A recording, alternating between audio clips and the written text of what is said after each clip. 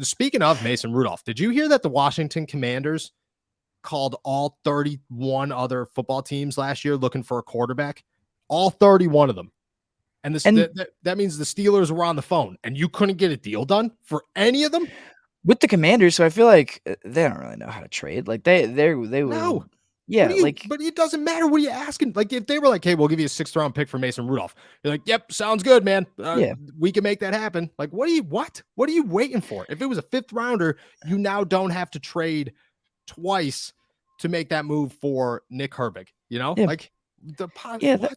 That's crazy. That's really wild.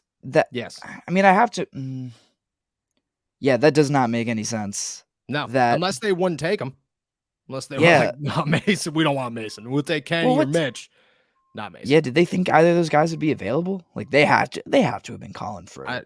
They called Mason. Everybody. Apparently they even called looking for Mahomes. And I'm like, what are you giving up? Like, what are you giving up for Mahomes? We'll give you the whole team. Here, Andy. Yeah, you could have stock. Now. You now own the team. We'll give this. Yeah. We'll give you the team. Dan Snyder will just gift it to you. Screw the $6 billion. The Washington Commanders are now yours. Like, that's what you're giving up for Patrick Mahomes. That just doesn't. I don't know. But for the Steelers end of that, like even Mitch, like somebody, like you're telling me, and I get it. There were injuries that were happening, but I don't know. I'm making a move, Yeah. I'm definitely dealing one of them.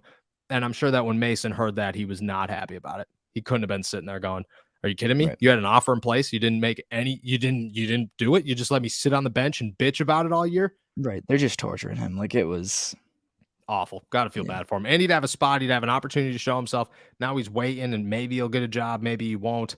Yeah. Yeah. Sucks. Mason got the worst end of whatever the Steelers did. To, you could talk Chris Oladokun and how they screwed him. Doesn't even come close to what they did to Mason Rudolph. Like, I don't think Mason Rudolph's that good of a quarterback. I feel awful for the guy and what the Steelers did for him. 100%. Absolutely. All right. Sticking with the quarterbacks. Last thing I want to talk about here. Nick Foles becomes a free agent, released from the Indianapolis Colts. Big Dick Nick on the open market. The Steelers signed 2 undrafted free agents, Tanner Morgan out of Minnesota and Hunter Johnson out of Northwestern, played for Clemson, former 5-star recruit. I don't think either of those guys are locks. And I certainly don't think that, you just bring both of them into the summer guaranteed and then say, this is it. This is the end all do all. Is Nick Foles, is that an option for the Steelers? It's an option. Yeah. But again, same question as Van Noy. Like, is he going to want to come in and be the 3rd quarterback on the roster? Like where I get it. He's been kind of a career backup, but you're telling me there's no one who could use even like a backup quarter, like a 2nd string quarter. Cause I don't think he would beat out Mitch. Like, I don't think he beats out Mitch. No. Yeah. So it's kind of the same question as Van Noy. Like Steelers would love it, but is he willing to kind of take a step back and be a 3rd stringer? Was he a 3rd stringer last year?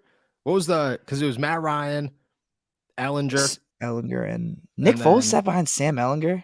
Because I watched Sam Ellinger. Ellinger went in, right? He replaced Matt Ryan. I don't watch much Colts football. I don't either. Well, I know Ellinger played against the Patriots, and he was god awful. I think he threw like 3 picks. They got shut out. Played the Patriots defense in fantasy that week, and I think they scored like 30 points. Foles started 2 games, played only 3 of them last year, went 0 for 2. 4 interceptions, zero touchdowns.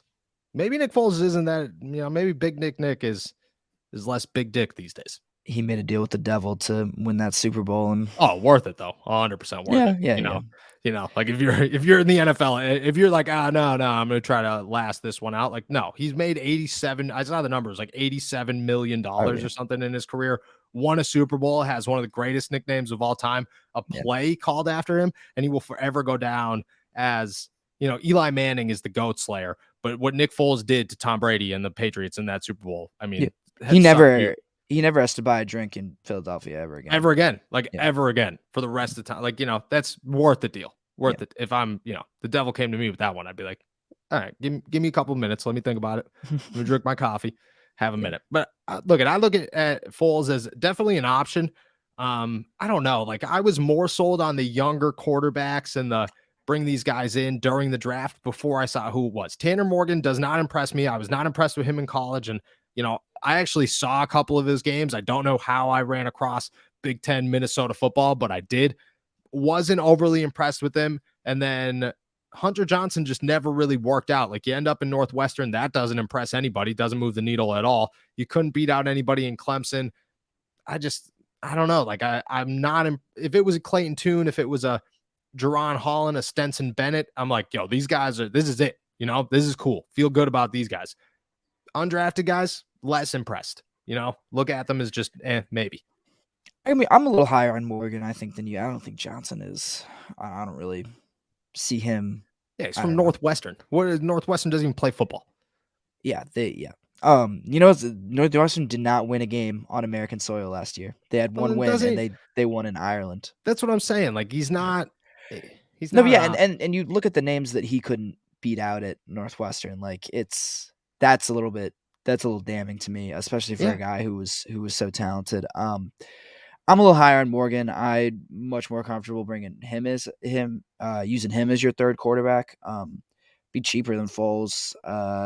Yeah, maybe if you care about that, but yeah, it wouldn't be a huge. What's $1 million though? You know what I mean? You pay him $1 million, and the Steelers always bring 4 quarterbacks into the summer. Always. Now this year, I think it could be a different exception because usually Ben Roethlisberger is the QB1, so like, you're not. He's not playing every snap during the summer. Kenny Pickett, you probably want to be out there as much as humanly possible, with the other guys kind of splitting it. So I could see maybe they only bring in 3, but if they're thinking 4, and Johnson, I mean, we'll see on Friday if Johnson has anything going for him. But if he doesn't, I mean, I'm giving Nick a call. I'm just, hey, what's up? You want to come work this summer? Like, think of the names still out there that you could look at. He's easily the best one available. Carson Wentz, no chance. Get him as far away from any football team as humanly possible. Matt Ryan, I hope he lands somewhere. It's not going to be in Pittsburgh. Bryce Perkins, possibly. Not going to say he's better than Nick Foles. Cam Newton, no chance. Chase Daniel, no. Yeah, like not over Nick Foles, doesn't move the needle. Joe Flacco, I highly doubt he's coming to Pittsburgh. That would be good. Joe Flacco would be awesome. I would be so hyped to have Joe Flacco in the building. I think the Steelers respect the hell out of this guy, but I also think that both sides understand that, like, you have a legacy in Baltimore. Don't screw it up. Don't ruin anything for these guys. You keep going down the list. Josh Johnson would easily be my favorite. The guy is a GOAT. Like, don't care what anybody says. One of the greatest backup quarterbacks of all time. Never disappoints.